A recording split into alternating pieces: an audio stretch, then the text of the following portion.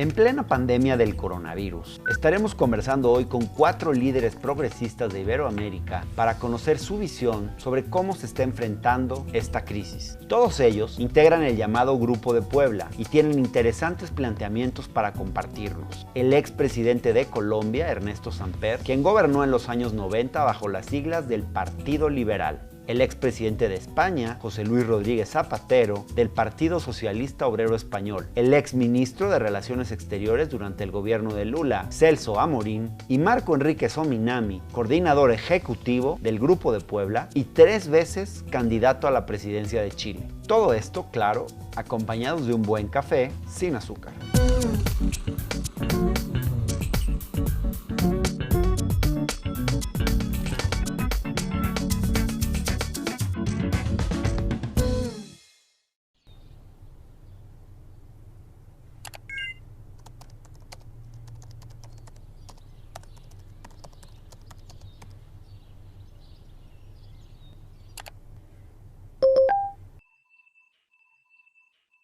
Bom dia.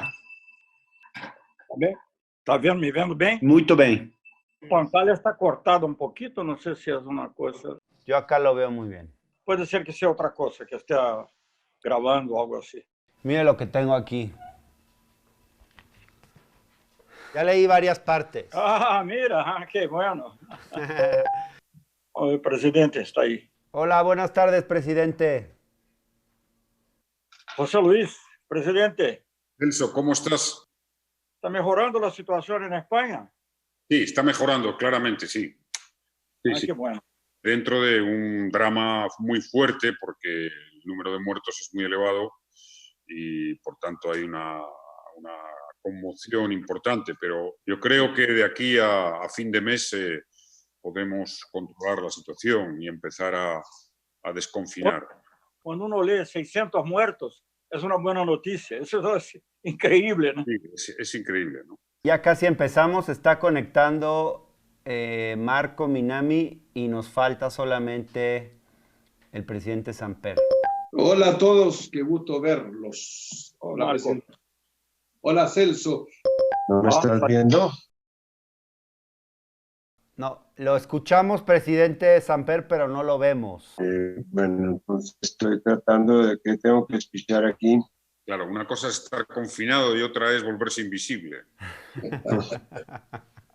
Ahí ya entré. Hay un botón, ¿no? Es que para justamente una cámara, ¿no? Tengo sonido, entonces los estoy viendo. Puedo. Empecemos así, si les parece. Creo que está bastante bien. Les agradezco mucho acceder a esta conversación. Aquí en México hemos seguido con mucho interés las deliberaciones del Grupo de Puebla y la reunión que tuvieron esta semana. Yo mismo he asistido como observador a algunos de los encuentros. Lo primero que les preguntaría es si ustedes consideran que los gobiernos latinoamericanos y el gobierno español ha estado a la altura de una crisis como la que estamos viviendo. Empezamos, si les parece, con el presidente Zapatero. Primero, un saludo cordial a todos los que nos vayan a ver y a escuchar y, por supuesto, a México. Debo decir que todavía necesitamos algo de tiempo, de perspectiva, para ver cuál es el resultado final. Pero yo he seguido muy de cerca desde el primer día esta pandemia y, desde luego, es verdad que a toro pasado, como en España, es muy fácil de opinar. Yo viví con intensidad los días previos a que la pandemia en España empezó a tomar unas dimensiones muy graves y aquí prácticamente nadie estaba, digamos, en la conciencia de la dimensión y la extensión y la gravedad que iba a tener esta pandemia. Y además debo decir que tengo una experiencia muy personal. En el año 2009 tuvimos la pandemia de la gripe A. Yo viví una alarma extraordinaria internacional sobre la misma. Al final, la pandemia aquella quedó en muy poco, afortunadamente, pero obligó a mi gobierno a una gran movilización. Recuerdo haber comprado vacunas para la inmensa mayoría de los españoles por un importe de 350 millones de dólares. Y al final, pues, bueno, tenemos que asumir que el azar y la imprevisión, la contingencia, sigue presente aún en los países más avanzados, más desarrollados, con más tecnología. A partir de ahí, los gobiernos no han reaccionado más rápido que la ciencia y no se les puede exigir. Yo he seguido el debate científico y lo sigo día a día. Y creo que ni la política ni los gobiernos tienen la capacidad de seguir con más rapidez que aquello que la ciencia puede determinar, y aún se sabe poco de este virus. Se sabe una parte de cómo combatirlo, de cómo frenarlo, pero se sabe muy poco de qué futuro vamos a tener. Por tanto, por experiencia como gobernante, creo que es fácil el juicio, salvo aquellos que actuaron de negacionistas, que se equivocaron radicalmente. El resto de los gobiernos han tenido un comportamiento parecido. Incluso el chino, que es el éxito claro de resultados, tuvo 3 semanas iniciales que no acertaron, que no dieron con la clave, hasta que hicieron un confinamiento muy duro de toda la población de Wuhan y de parte de China, y acertaron. Pero como tantas cosas en la historia de la humanidad, pues el contraste con la experiencia y sobre todo con una circunstancia tan nueva como ha sido este virus, nos debe de poner una perspectiva un poco más objetiva. Celso Amorim, por favor. Bueno, creo que usted hizo una pregunta más general, es muy difícil hablar, creo que José Luis ya mencionó el caso de España. Creo que es verdad que nadie podría esperar una cosa tan fuerte, pero sobre todo en Europa, que fue, digamos, después de China, fueron los primeros a ser alcanzados por la pandemia. Nosotros estábamos para una visita al Papa en mediados de febrero. Italia parecía que estaba todo muy bien, muy calmo. Y bueno, entonces es muy difícil para todos tener una idea de la dimensión. Pero sí en Latinoamérica en América Latina se podría tener una idea de la dimensión, y seguramente en Brasil se podría tener, y el presidente Alberto Fernández en Argentina tomó las medidas necesarias, duras, ¿no? Con riesgo de ser impopulares, por el contrario quedó más popular. Y creo que en Brasil pasó justamente el contrario, hubo una negación de la ciencia por parte del presidente, resistiendo incluso a las acciones de gobernadores. Brasil es un estado federal como México, ¿no? En que los gobernadores tienen mucho peso, pero el presidente actuando en un sentido contrario y contra incluso su propio ministro de Salud. A cada día no sabemos si el ministro de Salud va a ser sacado o echado o no el día siguiente. Entonces, aquí tenemos una situación única. Pero debo decir, es una cosa grave que nos preocupa mucho, porque no es solo el presidente. Claro que el presidente es inspirador, tiene la gente que lo sigue, pero hay mucha gente que hace manifestaciones en favor de suspender las restricciones. Eso es una cosa impensable. Es una vocación suicida que yo no conocí en Brasil, para decir la verdad. A ver si podemos escuchar ahora al presidente Samper. Yo creo que todos estamos de acuerdo en diagnóstico general sobre el tratamiento que se le ha dado al problema en sí del virus. Me parece que valdría la pena, como una contribución nueva, destacar un poco el contexto en que se está produciendo esto. Primero, esta es la primera crisis planetaria global que tenemos desde 1918 y no podemos negar que nos cogió por sorpresa, que si se hubieran hecho cosas como las que estábamos proponiendo los sectores progresistas, de mayores políticas públicas, de mayor inversión en ciencia y tecnología, quizás se hubiera evitado esto, sí. Segunda reflexión, ha habido mucha improvisación, como es obvio, en el manejo mismo de la pandemia, pero hay quizás 2 debates que todavía están inacabados. El primero, nos hemos metido en el falso dilema entre economía o salud. ¿Qué hacemos?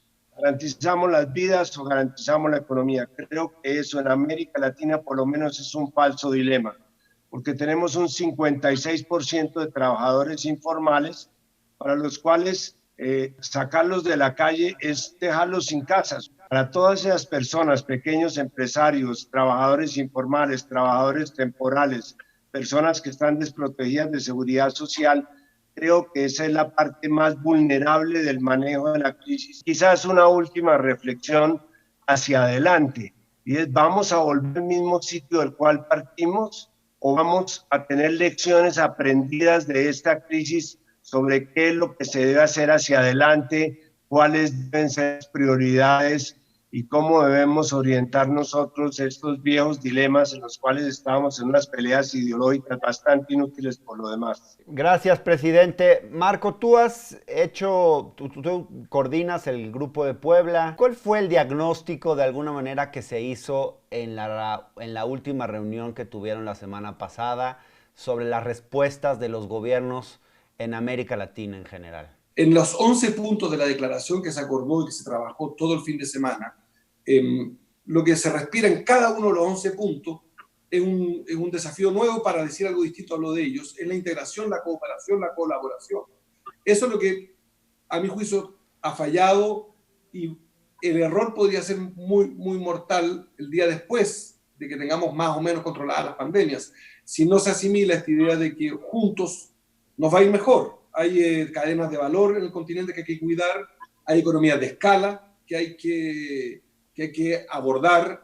Cada país por sí mismo no se puede salvar solo, es una obviedad, pero si Argentina controla la pandemia y Chile no, se demora pocos días Argentina en volver a caer en el problema del contagio. El presidente Zapatero, que es uno de los grandes fundadores del Grupo de Puebla, podrá contarnos el tema de la Unión Europea, que uno lo lea, yo lo leo a través de la prensa, la dificultad de coordinación, pero nosotros estamos en la prehistoria de la Unión Europea. Quiero agregar positivo a todas las críticas que se me ocurren para el presidente Bolsonaro, que es un factor de desunión, pero además sobre todo de descoordinación, y ahí podrá también el presidente Samper contrastar con Zapatero, con Amorim en este tema de que ellos sí encabezaron cuando fueron gobierno, o Samper desde la UNASUR, este intento de integración, colaboración, cooperación, que hoy día pareciera estar muy en crisis a pesar de los esfuerzos de México a través de la CELAC. Le propongo esta noche un pacto distinto, un pacto en una sociedad donde yo quisiera, al igual que ustedes, que el más rico pague más que el más pobre, el más joven ayude al más viejo y el más sano ayude al más enfermo.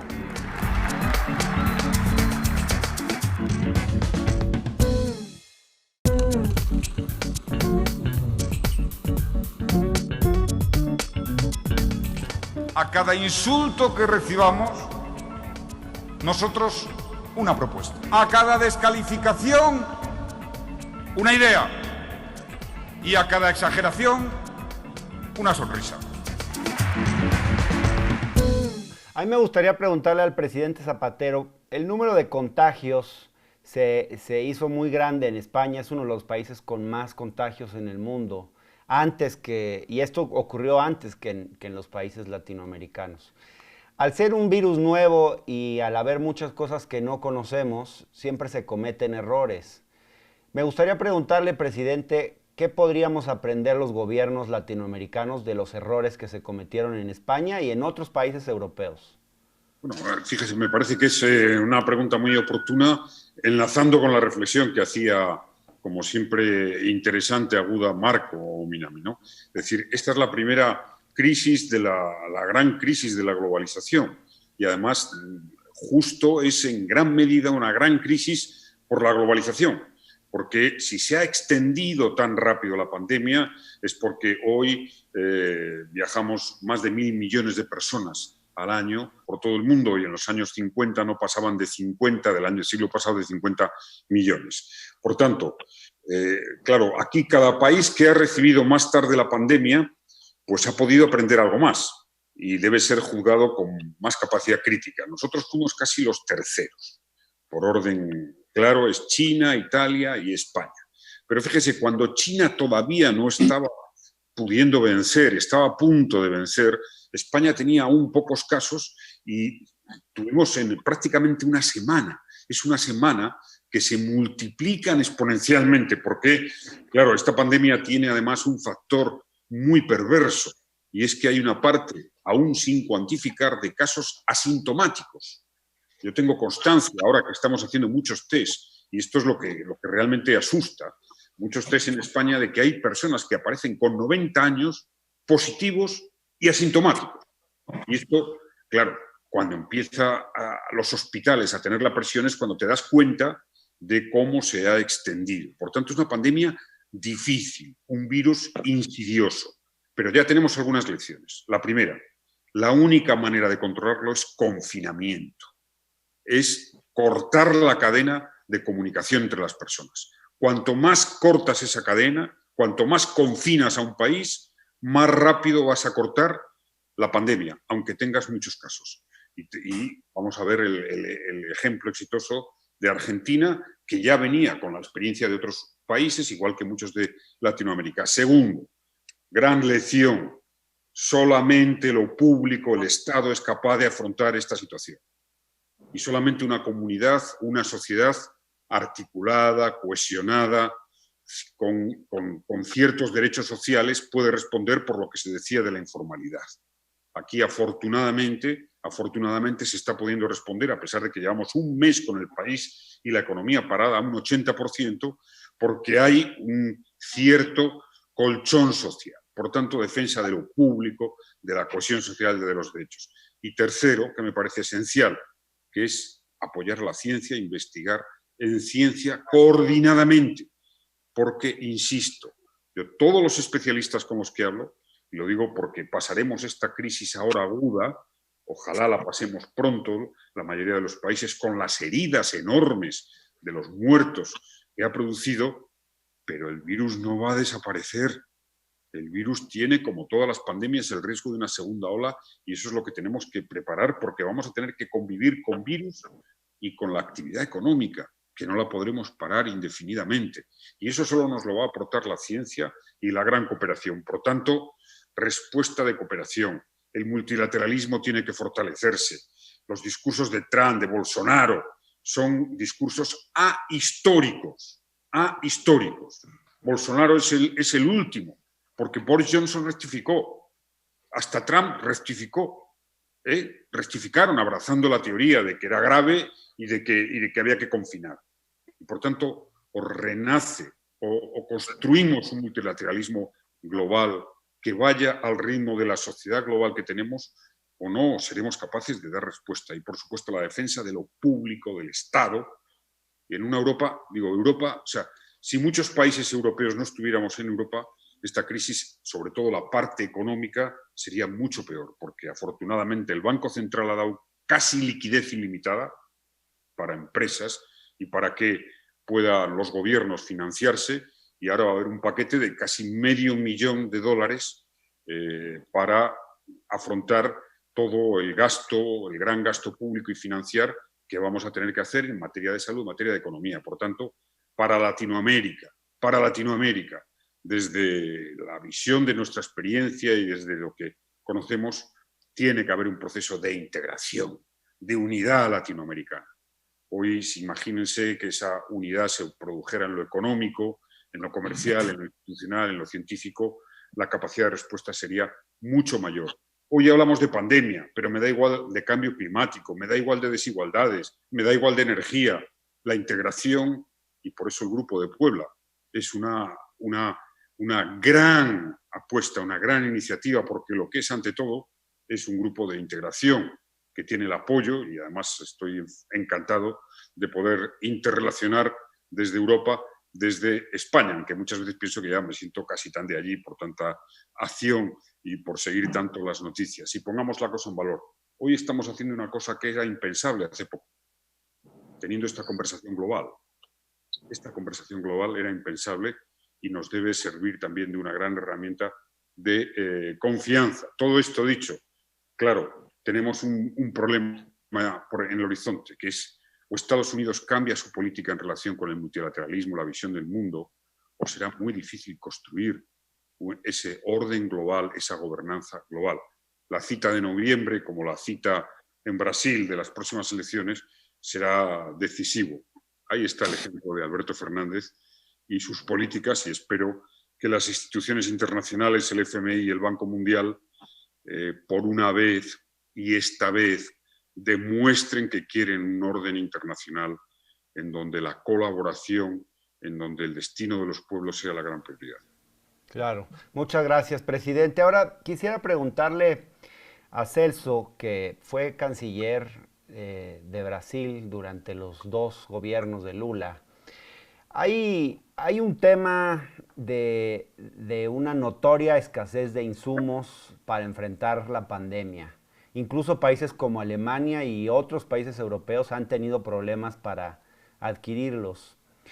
¿Cómo se puede evitar que esto se vuelva una guerra comercial, donde la demanda agresiva de países con economías desarrolladas deja en una condición de desventaja a países de menor nivel de desarrollo? ¿Y en qué medida se podría regular esto, Celso? Bueno, yo creo que a largo plazo, pero como decía Lord Keynes, a largo plazo estaremos todos muertos si no tomamos las medidas. A largo plazo, sí, lo que dice Zapatero, el presidente Zapatero, es muy importante del refuerzo de la cooperación internacional. Yo leía un artículo del Guardian sobre la Organización Mundial de la Salud. Es un buen artículo, mucha información, pero algunas críticas a la OMS, pero la gran parte de las críticas son digamos, de una cierta falta de acción. Pero yo participé hace unos 5 años de un panel creado ya no era ministro, creado por Ban Ki-moon, sobre el ébola. Y justamente en aquel momento la preocupación con la posibilidad de una nueva pandemia era muy grande, muy grande.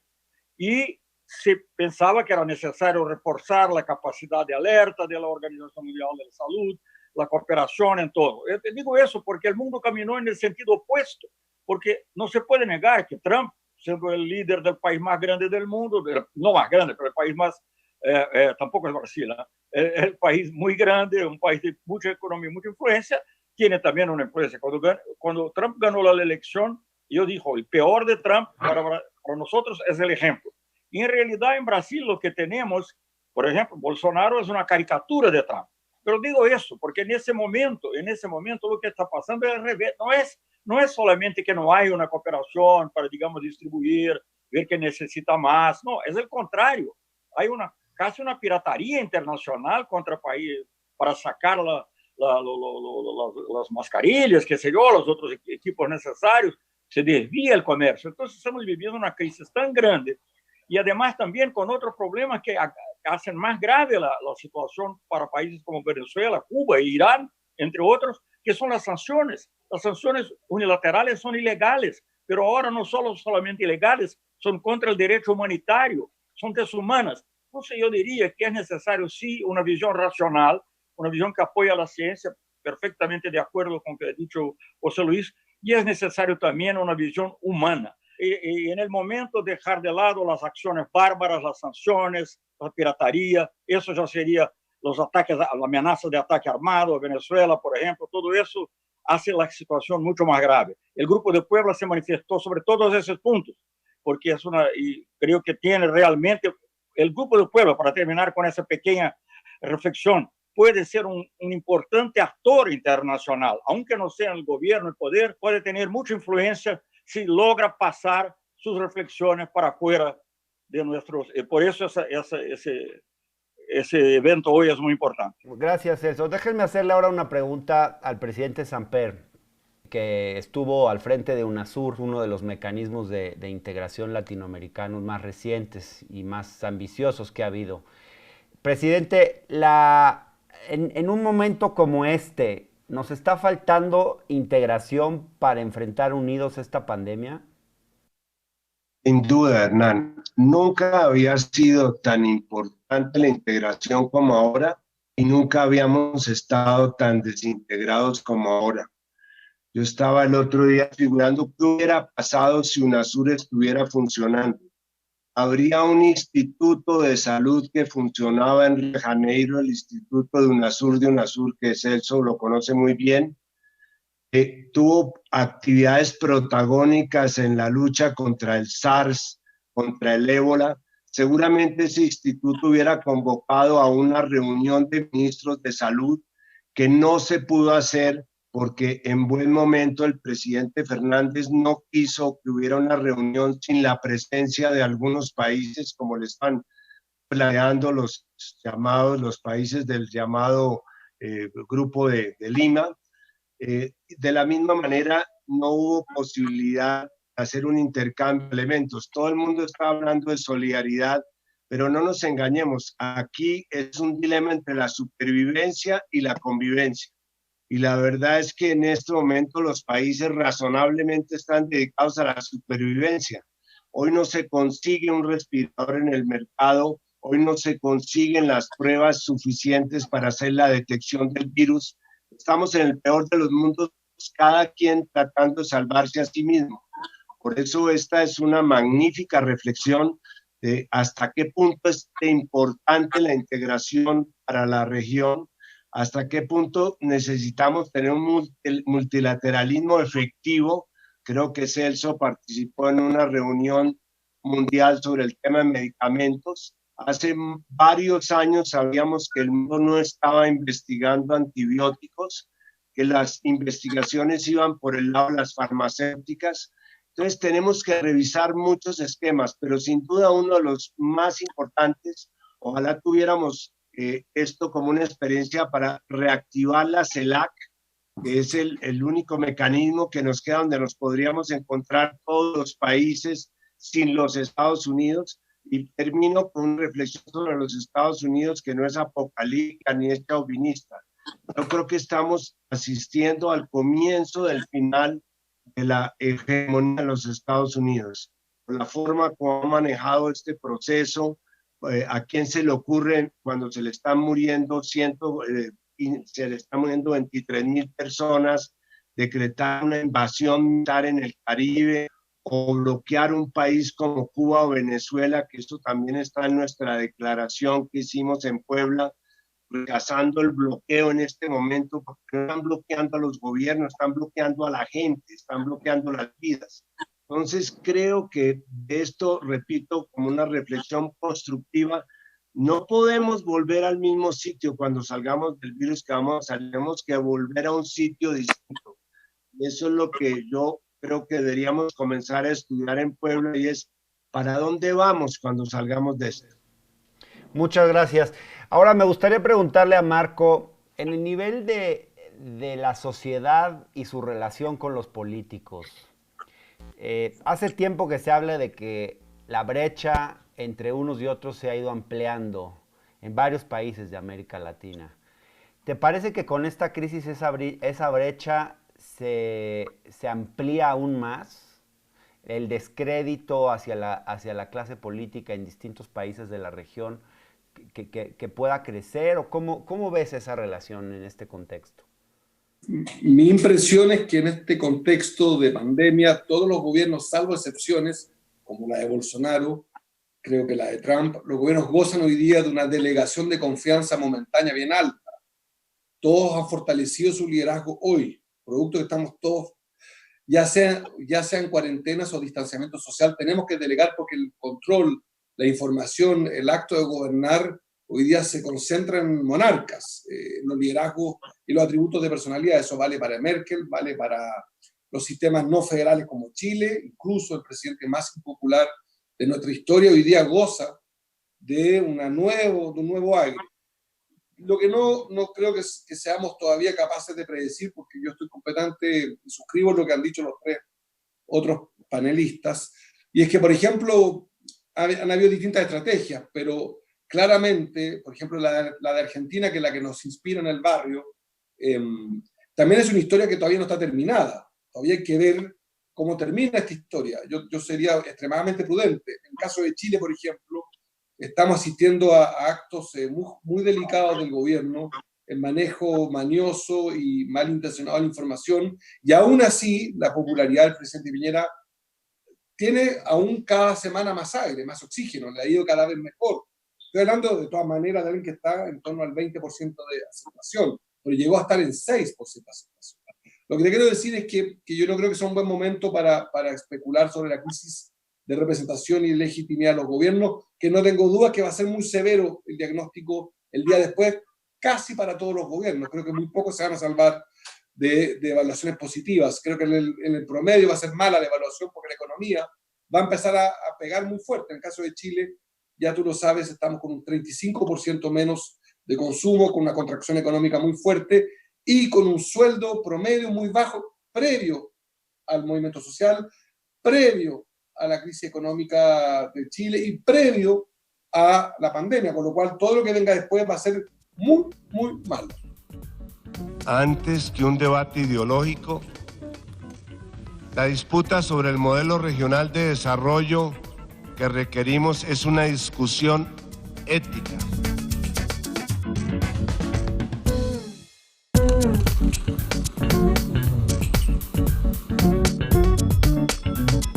É preciso aprofundar e acelerar essas mudanças.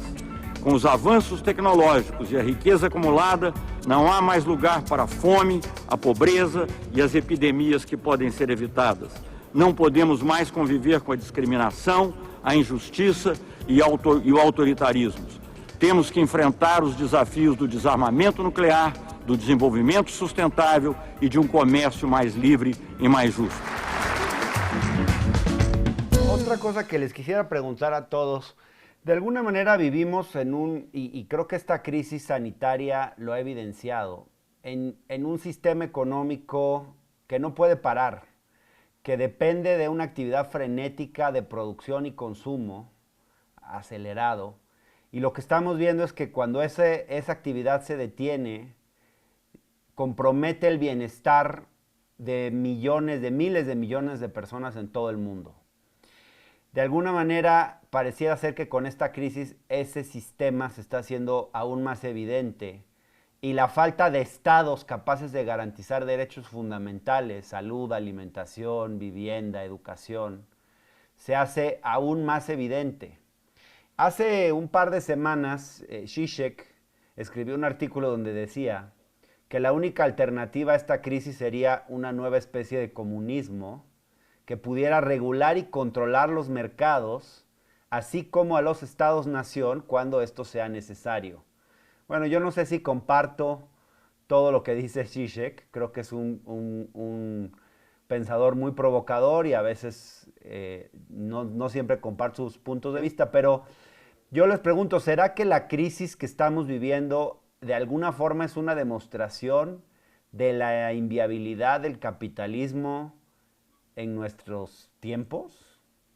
Presidente Zapatero. Es un debate que se abre cada cierto tiempo, ¿no? Pero la experiencia nos dice que desde que se inventó el llamado capitalismo, la economía de mercado, la revolución industrial, se le ha anunciado la muerte del mismo muchas veces, ¿no? Y yo soy un poco escéptico en ese sentido, creo que sobrevivirá incluso al cambio climático y a la crisis. Ahora, como todo, es fundamental que en este momento tengamos claro dos cosas. La primera, que las desigualdades van a incrementarse con la crisis de la pandemia.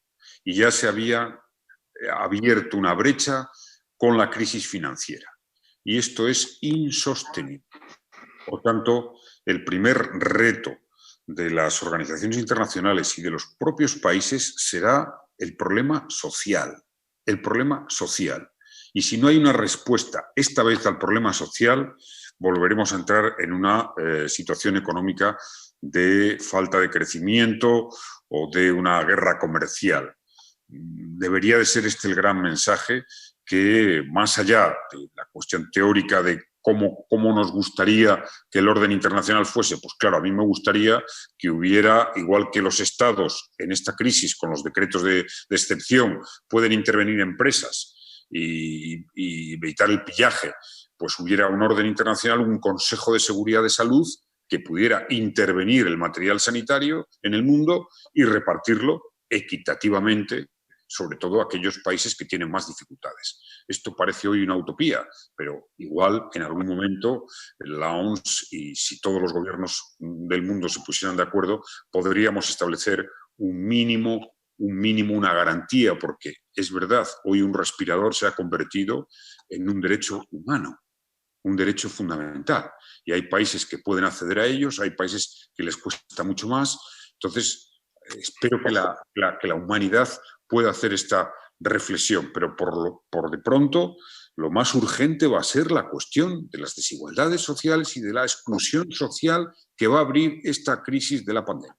Presidente Samper. Este libro que he estado leyendo, que se llama Repensar la pobreza, de los premios Nobel, el profesor Van Ness y Esther Duflo, me ha puesto a pensar en estos días, y es que sin duda lo que se está haciendo, por lo menos en los países de América Latina, no solamente lo que habíamos propuesto los sectores progresistas que se hicieran como políticas de igualdad, sino que se están apoyando también en los canales que creamos, por ejemplo, Lula con la Bolsa Familia, nosotros con el sistema del CISBEN Colombia, que fueron sistemas de focalización para poderle llegar a los sectores pobres más desfavorecidos.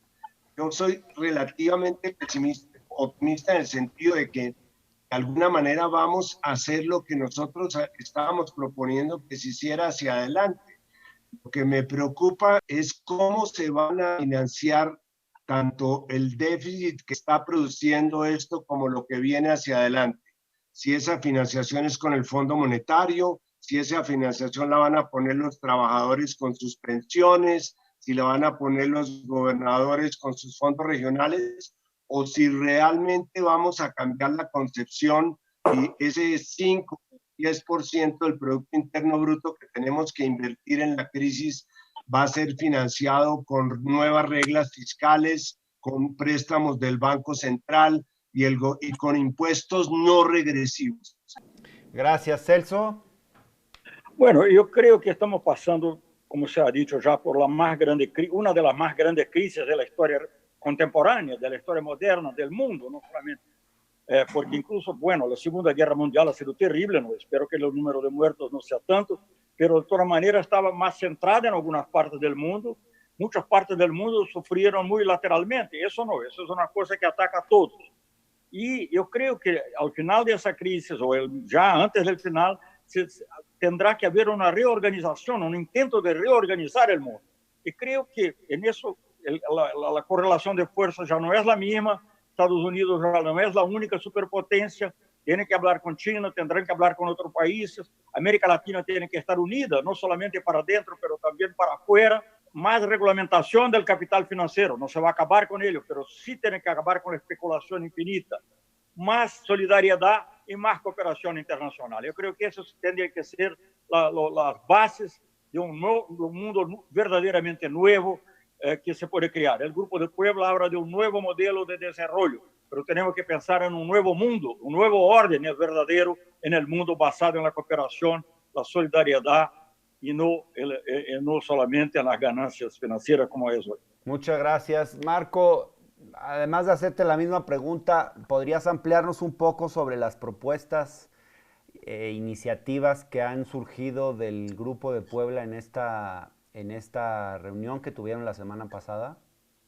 Yo muy breve agregaría un ejemplo de lo que decía Celso Amorín que me parece relevante y que puede ser útil para el tema de la necesaria coordinación continental, incluso mundial.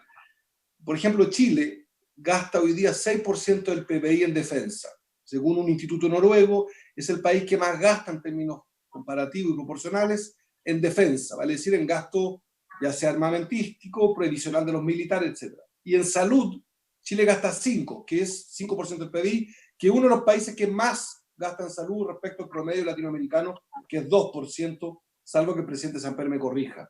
Chile es una economía que ha hecho un esfuerzo supuestamente mayor, pero éticamente inaceptable. Y eso yo creo que lo que dice Celso va a inspirar, y espero que el Grupo de Puebla empuje en eso los límites de lo posible respecto de cómo entendíamos la coordinación continental y planetaria, los gastos en defensa. Vamos a tener que revisarlos seriamente. Es completamente absurdo un continente pacífico, como en la América del Sur al menos, Chile tenga este gasto militar, a mi juicio, desproporcionado. Y respecto de los 11 puntos, como ya se ha dicho, algunos de ellos los voy a enumerar muy rápidamente. La petición de fin a las sanciones a Cuba y Venezuela, por todas las razones que Celso Amorín también describió. 2, la creación de un fondo que permita aumentar la inyección de dinero a los más pobres, considerando la línea de la pobreza como monto, que costaría, según la CEPAL, 2,2% del PBI continental, que eso sería una de las tantas apuestas. 3, postergación de los pagos de deuda. 4, repensar, corríjanme los poblanos, repensar el servicio de la deuda, que sea más bien el servicio del desarrollo productivo que del sistema financiero. 5, fortalecer, por supuesto, todos los sistemas de salud pública.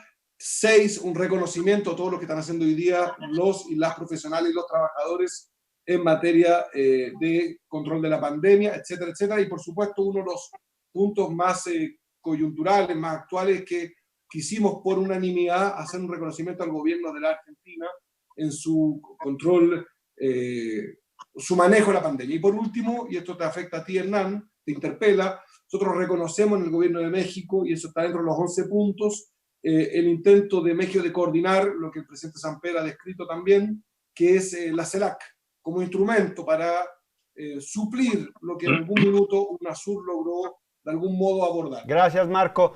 Les pediría simplemente una conclusión de 1 minuto a cada uno de toda esta discusión que hemos tenido y un poco de cómo se imaginan el modelo de desarrollo del futuro, si es que vendrá un nuevo modelo después de todo esto. Sin duda va a haber cambios en el modelo y sin duda los valores predominantes deberían de ser los valores de la equidad social, los valores de defensa de los bienes públicos globales y de los bienes públicos en cada país, la cooperación, el multilateralismo. Y terminaría con dos reflexiones. La primera, en esta crisis ya era un proyecto del Gobierno de España, pero va a ser un gran proyecto que, sin duda alguna, va a marcar toda una experiencia. Se va a establecer una renta universal básica para aquellos sectores que la crisis y otras circunstancias les lleve a una dificultad extraordinaria para poder tener siquiera lo básico para sobrevivir. Y la segunda cuestión, yo he insistido mucho, lo peor de esta crisis es sin duda alguna que no hemos visto la actitud humanitaria para ayudar a países como Venezuela o como Cuba cuando estamos en un tema de vida, de derechos a la vida y a la salud. Y lo mejor de esta crisis, ver a millones de ciudadanos en el mundo que responsablemente han aceptado el confinamiento, han dado un ejemplo, y a esos empleados públicos. Yo cuando hablo de los médicos, cuando hablo de las enfermeras y enfermeros, o de los auxiliares clínicos, o de todos los que están duramente en la primera línea de combate, subrayo, son empleados públicos los que nos van a sacar de esta pandemia. Debe servir como reflexión política. Ya está bien de denostar lo público y de creer que en lo privado tenemos la solución. No habrá un país ordenado, un país con derechos, un país con posibilidades, un país con un mínimo de orden social si no hay una estructura pública seria, potente y financiada. Y por supuesto, en este momento es momento para que, se contribuya, los bancos centrales se comprometan y por supuesto que las mayores fortunas y que las grandes rentas contribuyan más fiscalmente. Lo que más me preocupa de Latinoamérica en este momento es la salida de capitales. La salida de capitales, que por cierto, deberíamos de haberlo, se me olvidó luego, incluido en la reflexión del Grupo de Puebla. Esto sí que me preocupa, que se viene produciendo en los últimos meses al hilo de determinadas circunstancias, porque eso, claro, le va a quitar posibilidades al continente, aunque tengo una gran confianza en gobiernos como el del presidente Alberto Fernández y en el Grupo de Puebla.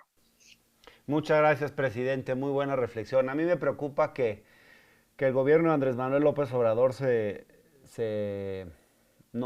niega a hacer una reforma fiscal, y más en un momento como este, donde los recursos son escasísimos, y teniendo una mayoría en el Congreso y pudiéndola hacer, está dejando pasar una oportunidad histórica para hacer una reforma fiscal que en México es tan necesaria. Presidente Samper, ¿le puedo pedir una reflexión final, por favor?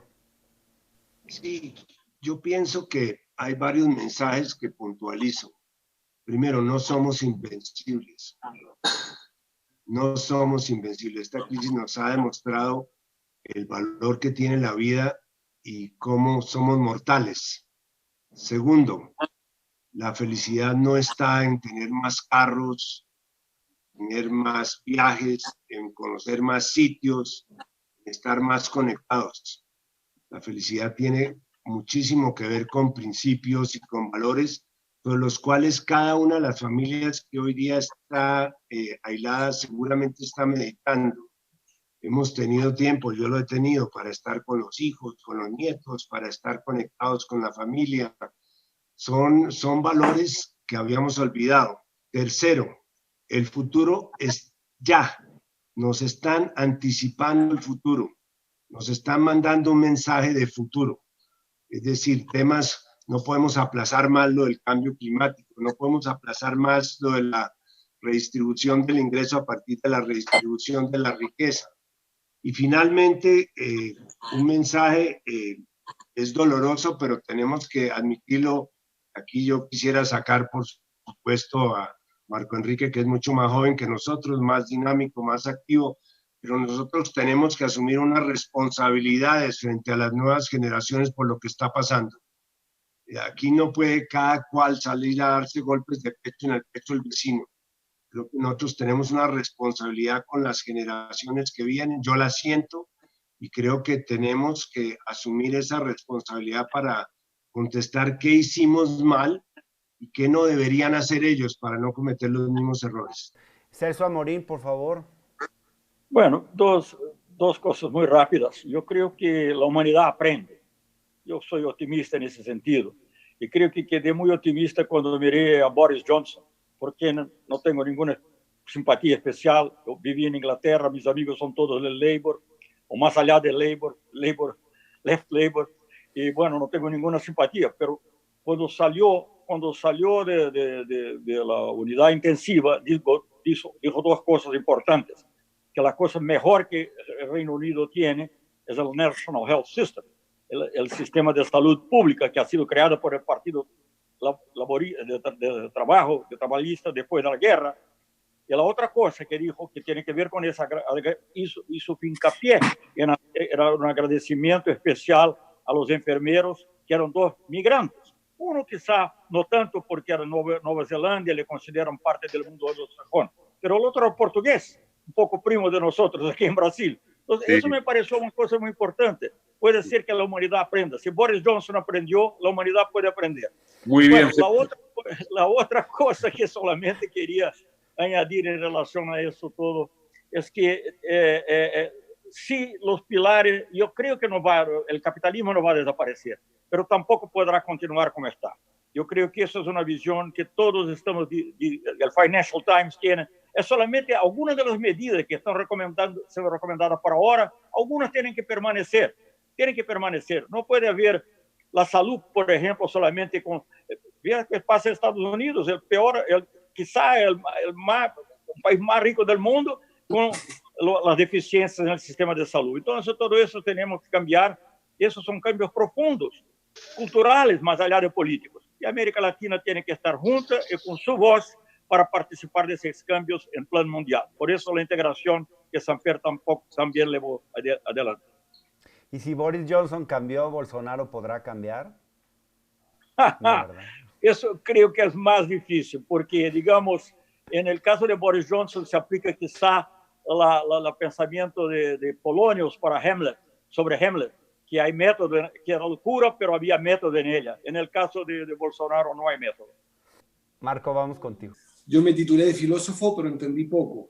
Pero recuerdo algunas reflexiones filosóficas que me han marcado y me han ayudado mucho para tratar de decodificar lo que está pasando. Una, esta idea de que somos los seres humanos, nos gusta preocuparnos, ocuparnos de algo, no conocemos el vacío. Por tanto, nos toca ocuparnos de esto y tenemos dos maneras de vivirlo, paralizados o creativamente. Y creo que el Grupo de Poder en eso se puso en acción para imaginar soluciones ahora y para el día después. Lo segundo, somos animales de costumbre, por tanto nos vamos a acostumbrar, y es la parte mala y la parte buena, pero nos vamos a acostumbrar a nuevas reglas de convivencia, a nuevos estados probablemente más, como decía Octavio Paz, más ogros filantrópicos, pero también estados más vigilantes. Y creo que ahí donde el Grupo de Puebla está llamado a ser extremadamente agudo y un elemento de presión, al menos para Iberoamérica, es este estado que se parezca más a un hermano, a un padre protector, que a un vigilante, porque lo que viene ahora va a ser, a mi juicio, un vértigo de la derecha hacia el autoritarismo para más Estado en la salud, pero a su vez un Estado con menos libertad individual y libertades colectivas. Así es que agregaría esta humilde reflexión a estos tres predecesores tan brillantes. Y gracias a ti, Hernán, por siempre estar interesado en el Grupo de Puebla, sobre todo en México, donde el debate ha sido tan accidentado. No, pues yo les agradezco mucho a ustedes y me quedo muy contento del capital intelectual que tiene el Grupo de Puebla. Muchísimas gracias a todos. Hasta luego, Hernán. Muchas Eu tomei gracias. café, como habías pedido. Sí, sí, sí. Es colombiano. Muy bien. Colombiano. Te conto un pequeño chiste. En la Embajada de Brasil, en una embajada de Brasil, el embajador decía a todos que el café era colombiano. Él decía, no, el embajador no, el mordomo decía, todo bien, porque todo corrió bien, mordomo llamó. Pero ¿por qué decía todo porque el café era colombiano? Porque estaba muy malo, embajador. Provocación. La provocación. Eso lo dejamos para otro debate. Hasta luego, gracias. Un saludo cordial a todos. Chao. Llegamos así al final de este programa. Nos vemos el próximo episodio. Estaremos aquí conversando, escuchando y tomando café como se debe, sin azúcar.